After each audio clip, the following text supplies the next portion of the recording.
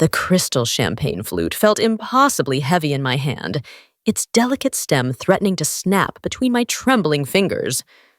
Around me, the polite, self-congratulatory chatter of Boston's elite filled the grand ballroom of my family's Brookline estate. It was my parents' 35th wedding anniversary, but the spotlight wasn't on them. It was on my father, beaming from a makeshift stage as he raised his glass.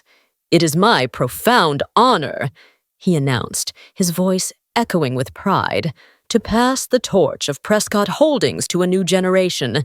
The next CEO will be my daughter, Morgan."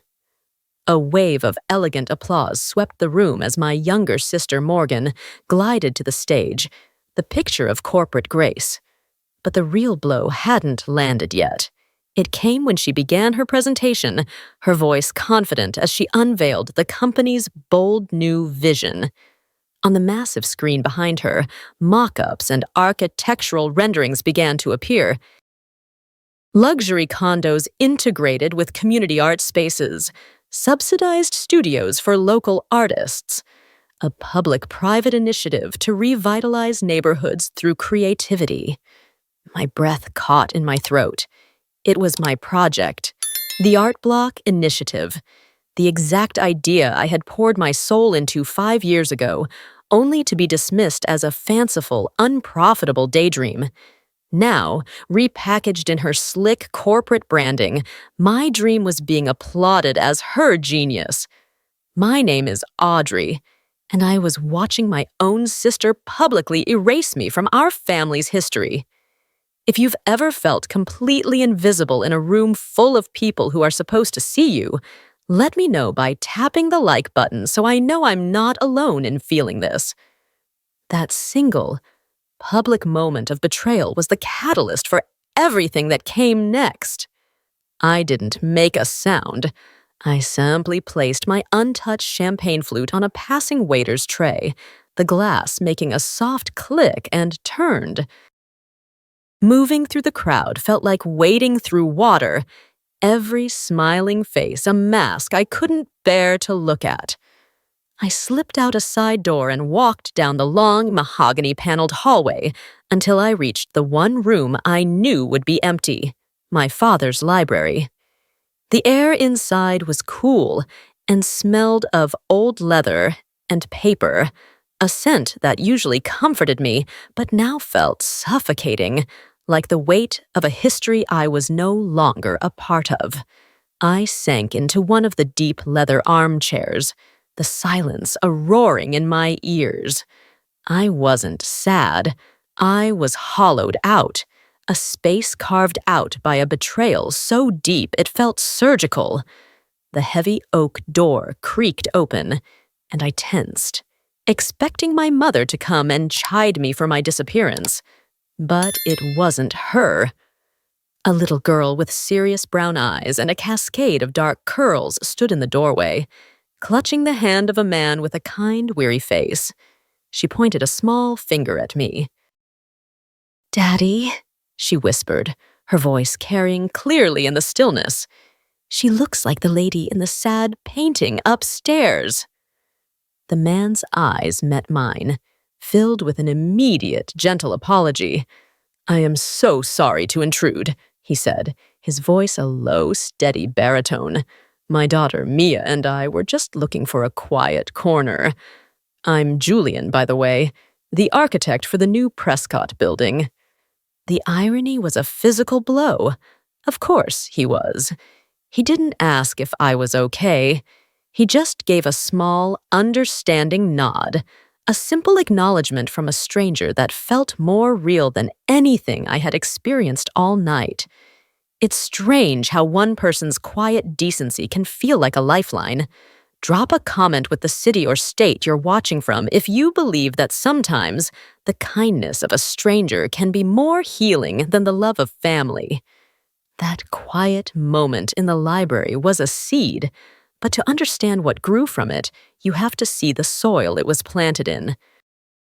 That morning, hours before the party, my world felt entirely and completely my own. It wasn't a grand ballroom in Brookline. It was my studio in Boston's South End, a sprawling converted warehouse space that always smelled faintly of dark room chemicals, strong coffee, and turpentine. Sunlight streamed through the massive floor-to-ceiling industrial windows, illuminating dust motes dancing in the air and casting long shadows across the concrete floor. This was my sanctuary. My name, my real name, wasn't Morgan's older sister, or the artistic one. Here, I was just Audrey. My work was pinned to every available surface. Large format, black and white prints from my latest series, Forgotten Boston. Portraits of street musicians, late-night diner cooks, and elderly women watching the city change from their front stoops. Each photo was a story, an attempt to capture the soul of the city that my family was so busy trying to buy and sell. I was in the dark room, the soft red glow bathing everything in an otherworldly light, developing a print of a shipyard worker, his face a roadmap of hard work and quiet dignity. This was where I felt most alive, most powerful, in the patient, magical process of bringing an image to light. Then, my phone buzzed from the outer room, its insistent vibration a harsh intrusion. I dried my hands and walked out to see a text from my mother. It didn't say, "I'm excited to see you." It said, "Morgan has a very big announcement tonight. Please try to look the part. It's an important evening for the family." The subtext was, as always, painfully clear. Try to look like you belong. Try to look less like an artist and more like a Prescott. Remember that your sister's life is the main event.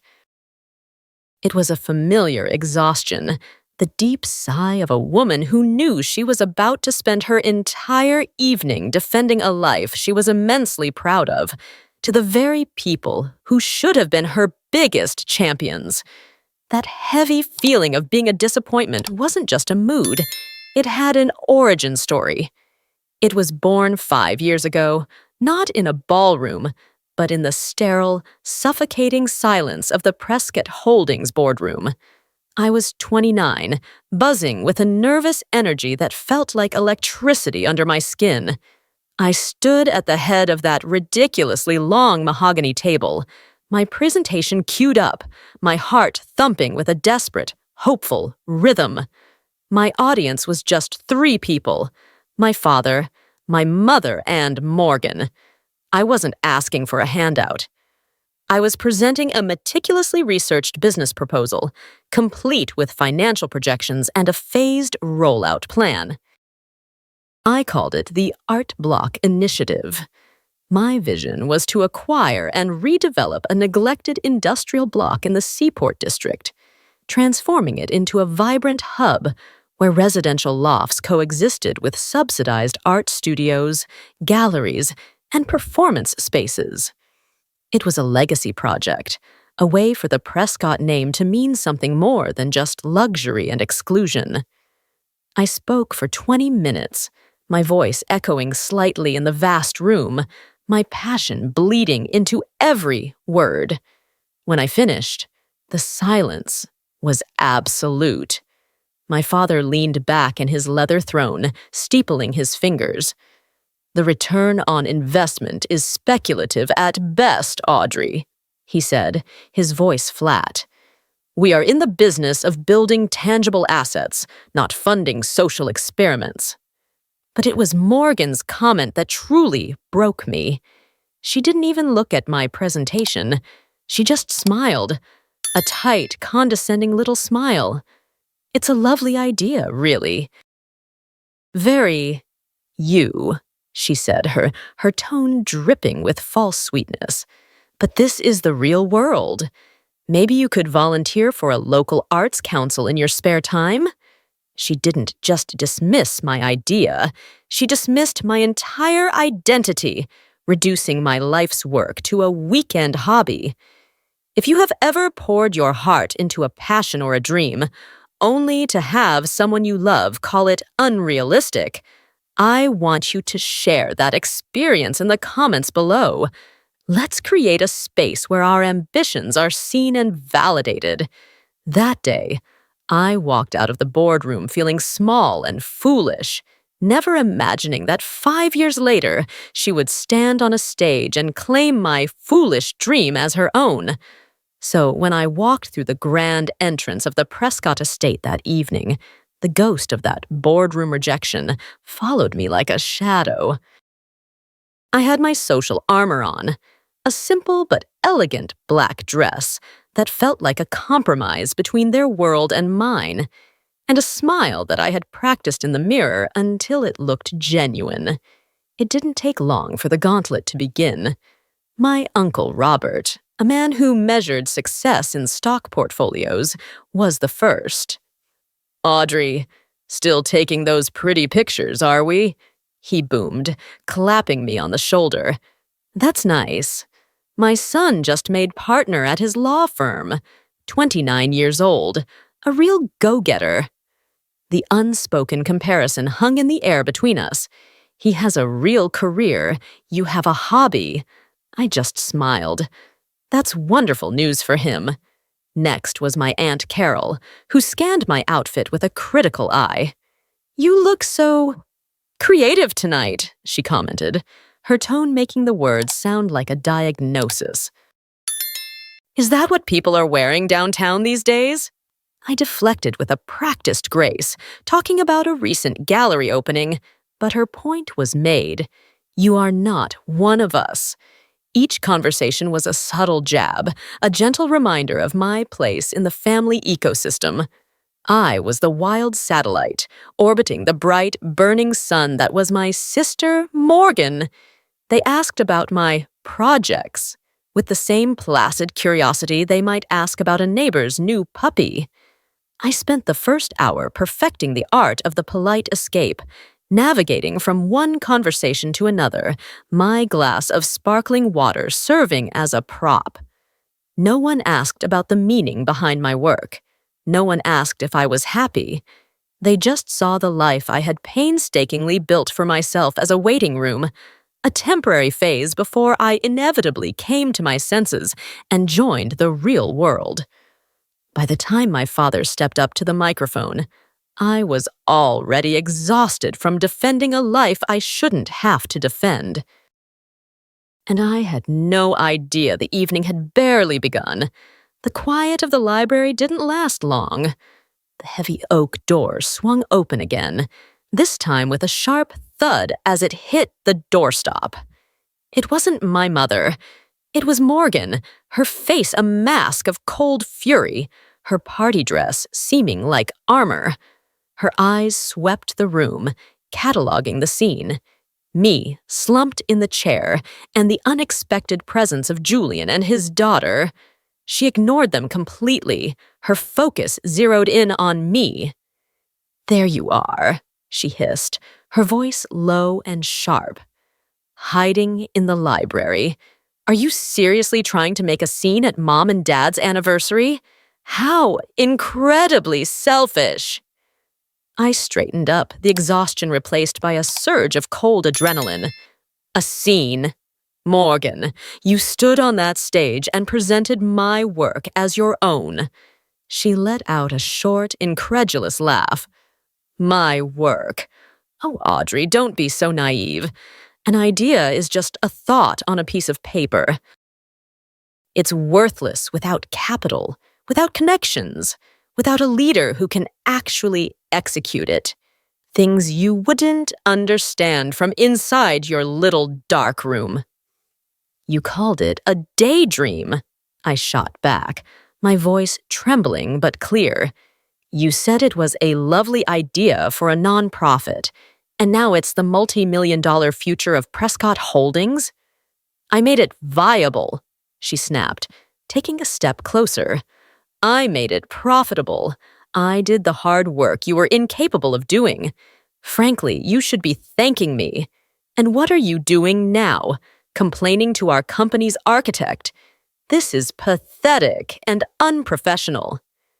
Throughout the entire exchange, Julian remained perfectly still, his expression unreadable, but his eyes sharp and observant.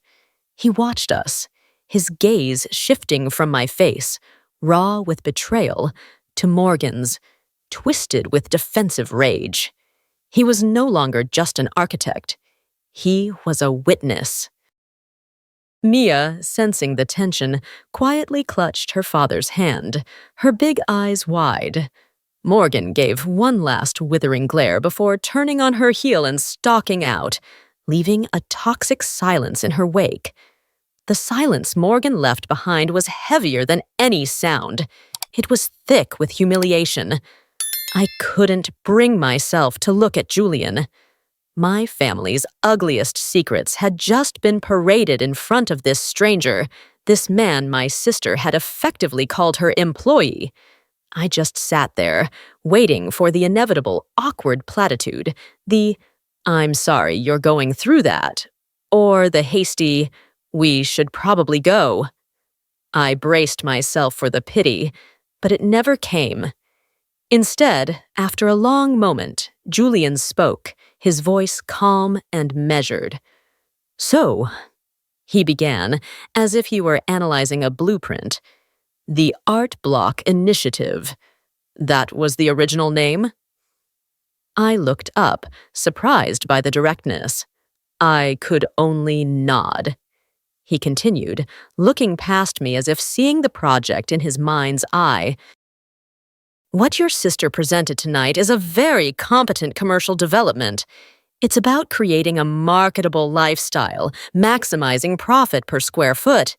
It's safe." He paused, then his eyes met mine, and for the first time that night, I felt truly seen. But what she described, the core of it, what you clearly envisioned, that has a soul, that's not about real estate. That's about placemaking. It's about building a legacy people will feel, not just one they can buy. He leaned forward slightly, his tone shifting from analytical to earnest. "I am being completely serious right now. I would very much like to see your portfolio. My contract gives me final say on the artistic installations for the main lobby. It needs a powerful, authentic voice, not just something decorative to match the furniture. I think that voice might be yours." That moment was a turning point, a sliver of light from a complete stranger.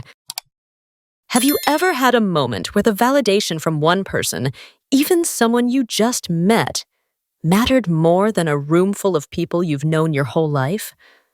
I would be honored to read your story in the comments. He wasn't offering me pity. He was offering me respect. And in doing so, he handed me back a piece of myself I thought I had lost forever. I left the Prescott estate that night not feeling shattered, but with a strange, unfamiliar spark flickering in the hollow space the betrayal had left. Julian's words echoed in my studio for the next 48 hours, replaying in my mind as I paced the concrete floors. It has a soul, a legacy people will feel. For years, I had subconsciously accepted my family's narrative that my art was a lowly, but ultimately insignificant, pursuit. I had let their definition of success seep into my own psyche, making me question my path and my worth. But the raw, public nature of Morgan's theft, combined with the quiet, professional respect from Julian, had changed something fundamental inside me. The humiliation was still there, a hot coal in my gut, but it was no longer a paralyzing weight. It was becoming fuel. On the third day, I was sorting through a stack of prints, preparing a portfolio to send to Julian, when I stopped. I was still playing their game, reacting to their moves, proving my worth for their building, for their project. The anger that rose in me was clean and sharp. I didn't just want their respect. I wanted my own. I walked over to my laptop, my movements suddenly decisive. I bypassed my usual art blogs and went straight to the website I had avoided for years, always telling myself I wasn't ready. The Boston Art Prize, the most prestigious photography award in New England. The deadline, in bold red letters, was this Friday. For a moment, the old fear crept in, the voice that whispered, I wasn't good enough, that my work couldn't compete on that level. But then I saw Morgan's smug smile in my mind's eye, heard my father's dismissive tone, and with a click that felt like a declaration of war, I downloaded the application form. This wasn't for Julian. This wasn't for my family. This was for the girl who had her dream dismissed in a cold boardroom 5 years ago. This was for me. The next few weeks were a fever dream of focused work. I poured everything into preparing my submission for the prize, driven by a clarity I hadn't felt in years. I barely slept. I lived on coffee and the quiet satisfaction of creating something that was unapologetically mine. Then, on a Tuesday afternoon, an email appeared in my inbox with a simple subject line. Boston Art Prize. Finalist notification. My heart hammered against my ribs as I opened it. I hadn't just made the first cut. I was one of 4 finalists. But as I read further, a new wave of panic and purpose washed over me. The final stage wasn't just a judging of the submitted prints. Each finalist was required to give a 10-minute presentation at a public forum, to defend their work, and articulate their artistic vision in front of a live audience and the judging panel. I checked the date for the forum. A cold, electric thrill shot through me. It was scheduled for the first week of November. 1 week, almost to the day, before the highly publicized groundbreaking ceremony for Morgan's new Prescott Holdings headquarters, the project formerly known as my Art Block Initiative. The universe, it seemed, had a flair for the dramatic. This was no longer a private battle. It was a public showdown of ideas, a direct, albeit unintentional, challenge. My vision, presented on a humble stage for the love of the craft, versus her vision, launched with champagne and press releases for the love of profit. Julian became my unlikely co-conspirator. He'd come by my studio after putting Mia to bed, listening as I practiced my speech, offering insights not as a friend, but as a fellow creator. He'd challenge me, pushing me to refine my message, to connect the emotional core of my photos to the larger social impact I'd always dreamed of. This was my moment to turn years of quiet frustration into a clear, powerful voice. Have you ever had a moment that forced you to finally bet on yourself, to step onto a stage you never thought you were ready for? I would be truly honored to read your story. Standing there in my studio, with my photos as my evidence and an audience of 2 who truly believed in me, I felt ready to fight for my story. The night of the Art Prize Forum, the air in the university auditorium was thick with intellectual rigor and the quiet, intense energy of the Boston art world. I stood backstage, my heart a frantic drum against my ribs, watching the other finalists give their polished, academic presentations. They were brilliant, but I knew I couldn't compete on their terms. I had to compete on mine. When my name was called, I walked onto the stage, my hands cold but steady. I looked out past the glare of the stage lights and found Julian and Mia in the 3rd row. He gave me a single confident nod. That was all I needed. I didn't talk about camera settings or artistic theory. I told stories. I put the photo of the shipyard worker on the giant screen behind me and talked about his 60 years on the docks. I showed the portrait of the young woman serving coffee at a 24-hour diner and spoke about her dream of being a poet. I argued, with every ounce of conviction I had, that a city's true legacy isn't written in the steel frames of its skyscrapers, but on the faces of the people who live in their shadows. I was reclaiming my vision, not as a business plan, but as a human manifesto. I ended my 10 minutes with a simple statement. Art should be a mirror, not a decoration. My work is not about capturing Boston's landmarks, but its soul. The wait during the judge's deliberation felt like a lifetime. Finally, the head judge, a notoriously sharp art critic from the Globe, walked to the podium. She praised all the finalists, then paused. But one artist's work and their powerful presentation reminded us that art is not merely an object to be viewed, but a conversation to be had, one that can challenge and change the way we see our own cities. She cleared her throat. The winner of the 2025 Boston Art Prize and a solo exhibition at the Museum of Contemporary Art is Audrey Prescott. The name echoed in the hall, my name. The applause that followed wasn't for a Prescott. It was for me. And as I walked to the stage, tears blurring the image of Julian and Mia on their feet, I felt a sense of vindication so pure and profound it was breathtaking. 6 months later, I stood inside the stark white walls of the Boston Museum of Contemporary Art. But this time, I wasn't a visitor. I was the main event. It was the opening night of my solo exhibition, the culmination of the prize. My photographs, printed larger than life, surrounded me. The shipyard worker's weathered face filled an entire wall, his eyes seeming to hold the history of the whole city. The room was buzzing with a mix of Boston's art critics, city council members, and collectors. And standing beside me, holding my hand, were Julian and Mia.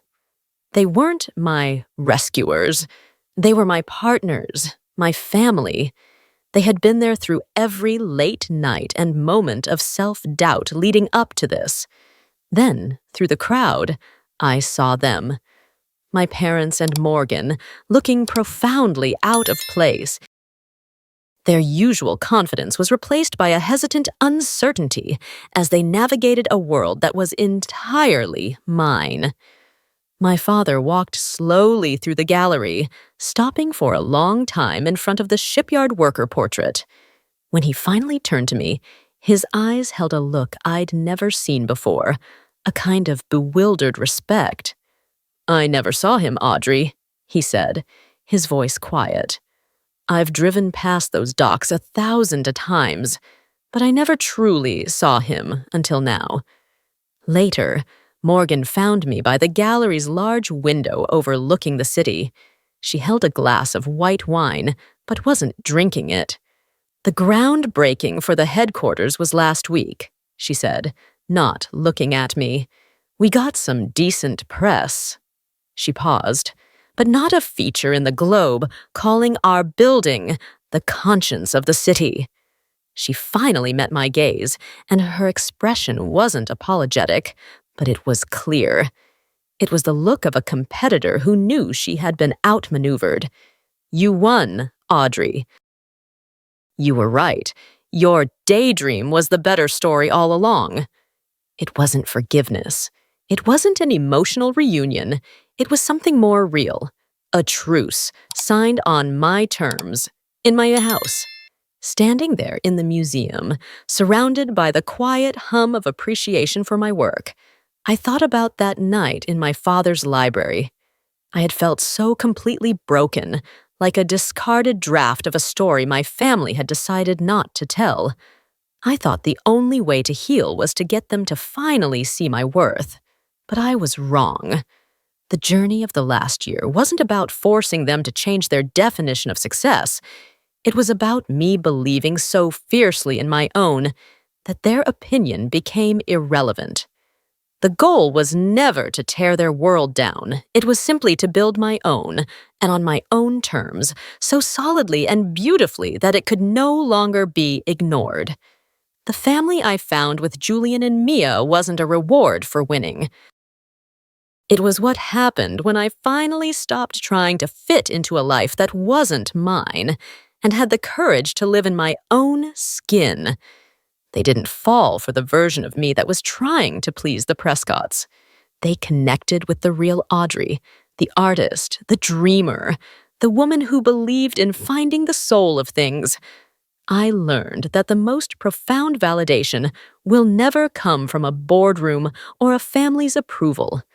It comes from the quiet, unshakable knowledge that you have honored your own path, however winding or unconventional it may be. My path led me here. Your path is your own. And that is my story of finding my own way. If you believe, as I do, that everyone deserves the right to write their own definition of success and to be celebrated for their unique journey, then please subscribe and join this community of creators, dreamers, and authentic souls. Your story matters here. Thank you for listening.